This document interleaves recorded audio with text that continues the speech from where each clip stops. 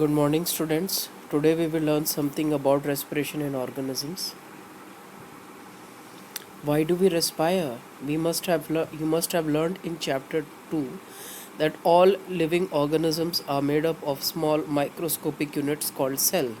And cell, as you know, is the smallest structural and functional unit of organism. Each cell performs certain functions such as nutrition, transport, excretion, reproduction. The cell needs energy to perform all of these functions. हमारे cell के सबसे smallest structure and functional unit है और हर एक cell function करता है nutrition का, transport का, एक्सक्रीशन का, रिप्रोडक्शन का। इन सब चीज़ों के लिए सेल को एनर्जी की रिक्वायरमेंट होती है। हम लोग रेस्पायर क्यों करते हैं? हम लोग जब सोते हैं, खाते हैं, पढ़ाई करते हैं, पढ़ते हैं, इन सब चीज़ों में भी एनर्जी की ज़रूरत पड़ती है। So where does this energy come from? ये एनर्जी कहाँ से आती है? The food has stored energy. This energy is released during respiration. Respiration is an important process by which energy is released. By the process of breathing, air is taken in and given out. अब ये जो energy है ये आती कहाँ से है? ये खाने में जो डाइजेस्टेड फूड रहता है उसमें स्टोर्ड एनर्जी रहता है। अब जब रेस्पिरेशन होता है तो रेस्पिरेशन ये एनर्जी को रिलीज़ करती है। फिर आता है ये ब्रीदिंग। ब्रीदिंग में it is the taking in and giving out of air. You can see in this diagram they have explained the how taking in of air takes place and giving out of air takes place. During process in breathing, the air we inhale contains approximately 78% of nitrogen, 20.9% oxygen, 0.03 to 0.04% carbon dioxide, and we have got approximately 1% to be the other gases. When we exhale out, it contains greater amount of carbon dioxide, say 3 to 4% of carbon dioxide, lesser amount of oxygen, say 16%, because approximately 4 to 5% of oxygen has been utilized in breathing. The air we breathe in is oxygen rich, and the air we breathe out is carbon dioxide rich. The air we breathe in is oxygen rich, and this breaks down the glucose that is present in the cell and it releases energy. The process of breakdown of digested food, that is glucose, in the cell to release energy in the cell is called as cellular respiration. क्योंकि cell में हो रहा है ये breakdown तो इसको cellular respiration कहते हैं। Cellular respiration takes place in the cells of organisms. If the breakdown of digested food, say glucose, takes place in the presence of oxygen, it is going to be called as aerobic respiration. Glucose plus oxygen releases carbon dioxide, water, and energy. In certain microorganisms like yeast, the breakdown takes place in the absence of oxygen and it produces alcohol, carbon dioxide, and energy.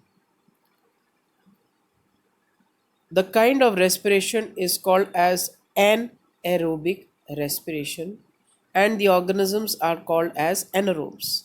Yeast जैसे sales में breakdown oxygen के absence में होता है और जो product बनता है वो है आपका अल्कोहल, कार्बन डाइऑक्साइड, एनर्जी। इस टाइप के रेस्पिरेशन को हम एनएरोबिक रेस्पिरेशन कहते हैं और ऐसे टाइप के ऑर्गेनिजम्स को हम लोग एनारोब्स कहते हैं। अब हमारे मसल सेल्स हैं, इस ये भी एनारोबिकली रेस्पायर करते हैं पर वो भी कुछ क्षणों के लिए। Our muscle cells can also breathe anaerobically but only for a short time when there is temporary deficiency of oxygen. During heavy exercise, fast running, cycling, walking for many hours, or heavy weight lifting, the demand for energy is high, but the supply of oxygen is limited. And when we the anaerobic respiration that takes place in muscle cells to fulfill the demand of energy reaction that is occurring, glucose in the muscle cells in the absence of oxygen will break down to form lactic acid and energy. The lactic acid accumulates and it causes muscular cramps. These muscular cramps can be removed by having a hot water bath or a massage. Now, what actually happens when we have a hot water bath or a massage? This is going to increase the circulation and the supply of oxygen will break down the remaining lactic acid into carbon dioxide, and more energy will be released. Now, breathing, this means taking in of air which is rich in oxygen and giving out air which is rich in carbon dioxide. The process of taking in air is called as inhalation, and the process of giving out air will be known as exhalation. Breathing is a continuous process which goes on throughout our lives. The number of times a person breathes in a minute is termed in and out in a minute would be regarded as breathing rate. During breathing, it involves both inhalation and exhalation, which takes place, inhalation and exhalation takes place alternately. So, in one breath, it would have one inhalation and one exhalation. Determination of a breathing rate. Try to breathe in and out normally. Note the number of times you breathe in and out in a minute. Note the breathing rate at different times of the day when you wake up, after you come after from a brisk walk or jogging, after you have had breakfast, after washing the clothes or doing some work that requires energy like climbing the stairs, etc. Now find out the breathing rate of the members of your family as well and tabulate your observation in the following table. You can complete this table after having waking up, after having a brisk walk for 10 minutes, after having breakfast, after washing the clothes at rest, and you can find out the breathing rate. On an average, an adult human being at rest breathes in and out 15 to 18 times in a minute.